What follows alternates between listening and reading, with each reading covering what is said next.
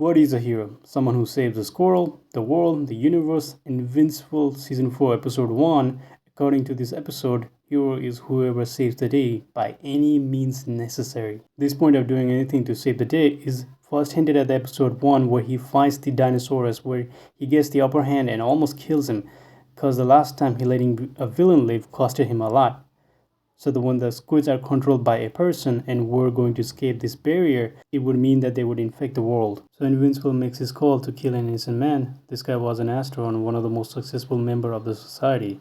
He just was in a wrong place at the wrong time. Now let's look at a hero that refuses to kill at all costs. For that, I'm going to analyze Batman, as he is the most well-known character with this moral code. In Batman Under the Hood, he was put in a similar situation as Invincible. Jason Todd, aka Red Hood, held Joker at the gunpoint, gave Batman another gun, and told him to make a choice. Either he kills Joker, Batman kills him. This was specifically designed by Jason to break no-kill code, but somehow Batman dodges a bullet. It's a hypersonic speed. Like, how did he did that? He also manages to throw a batarang to take down Red Hood.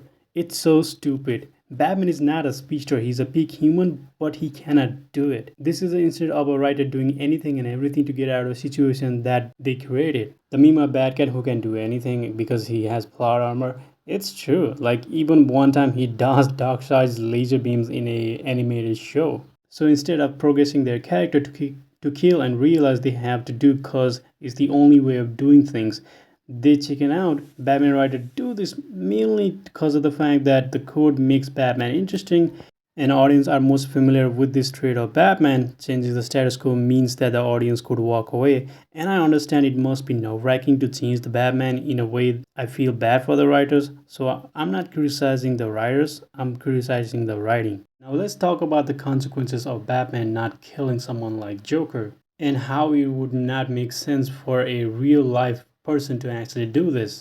Joker poisoned nearly all of Gotham City, and to actually revert this, it would take multiple billions of dollars from taxpayers' money. So Batman actually only costed taxpayers a lot of things, not only their lives, but their also money. Joker even skinned off a man one time, and also killed Jason Todd. He killed Sarah Ashton Gordon while trying to protect a baby.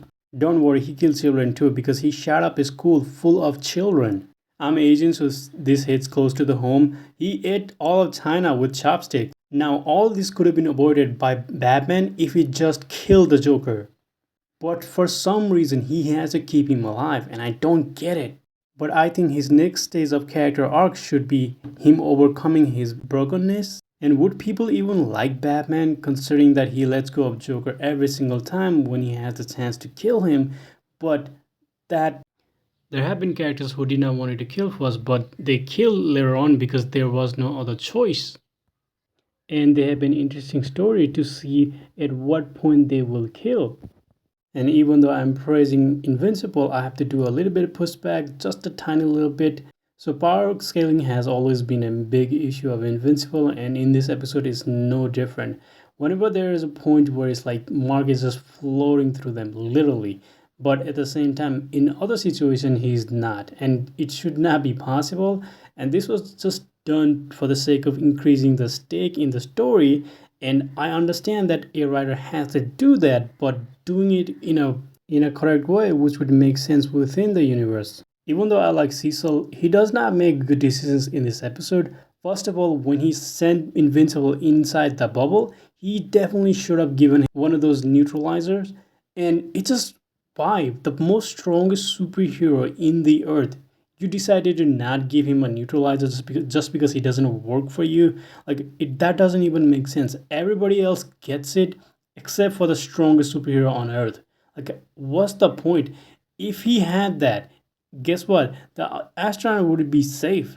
Like, every single thing would be resolved. And I do not believe that Cecil doesn't have one of those in his inventory. Like, he definitely has them. Like, look at the budget of the GTA, and like, he just constantly teleports around all the time, which cost insane amount of money. Like, it is said to cost like GDP of a small nation. So it's like, if he has that kind of money, he definitely has extra for Invincible.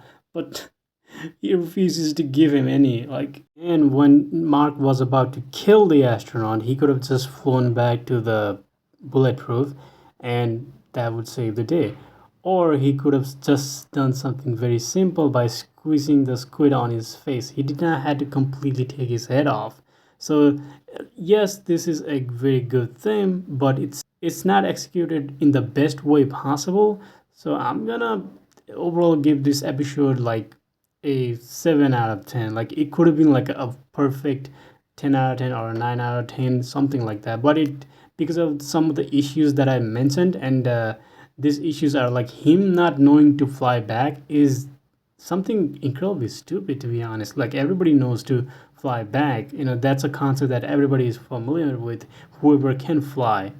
Or like squeezing the squid, that's such a simple concept, and for him to not do it, the execution of the astronaut is only done to increase the stake of the story, and the writer is only focused on the theme of the story rather than does the theme of the story make sense or not. Currently, as of it stands, it did not 100% made sense, but because of the themes are so good, I still think it deserves a 7.